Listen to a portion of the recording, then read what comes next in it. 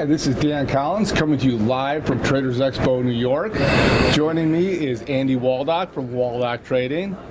Hi Dan, good morning. Nice to have you with us. Thanks for having me. Andy, you've been writing about using the CFTC's Commitment of Traders report for many years now. For many years. It really is a valuable tool. So why don't you explain how you use this? Sure. I use the COT report to determine what the commercial and speculative players are doing in the market. And it's the imbalance between the two that really makes the markets move. When speculators become overly speculative or overly bearish, we look for the turn. And it's a mean reversion trading strategy that I do. I'm not looking for trends. I'm looking for opportunities for a capitulation move. If I can be in a market for a few sessions and cash out, that's kind of my trade. I've always been a bit of a grinder. Yeah, and basically what the COT is telling you is where the large hedgers are versus the kind of pure speculators. We look at the commercial traders as providing a fundamental insight into the markets as the people who have their hand either in a commodities production or processing for the end user. And obviously, their moves are dictated by their business plans, not whether they can catch some hot money, as a speculator might do. So when prices build up against the commercial position, we typically expect the business plan to win out over the speculators' move for a hot buck.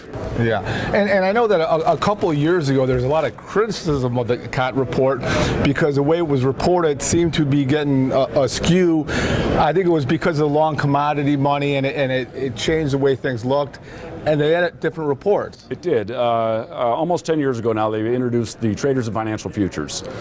Following the economic crash and the issue, well, the many issues of transparency that ensued, and while the report looks a little different, it still breaks out, it still behaves in the same manner. The only difference is that in the traders and financial futures, it breaks the report out into the companies that are producing the products, the financial products, and then the retailers that are then going to parcel off some of that for their own funds and then resale to the general public. And it's the general public that's buying from the resellers that we use as the speculative commodity group in the traders and financial futures report.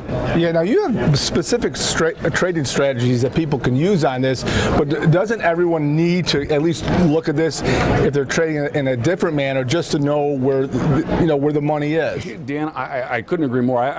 Again, the key to the way we use the Commitment of Traders report is to find inflection points and turning points.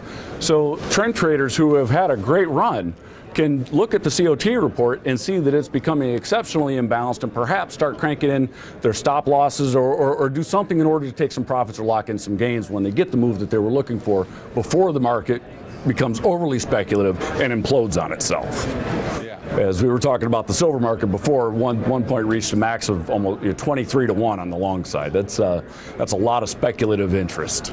And that's what traders, even if they're not using this specific to trade off, need to know if they're trading another way. If you trade in exchange commodity-based ETFs, gold or silver, oil, so many of them work really well.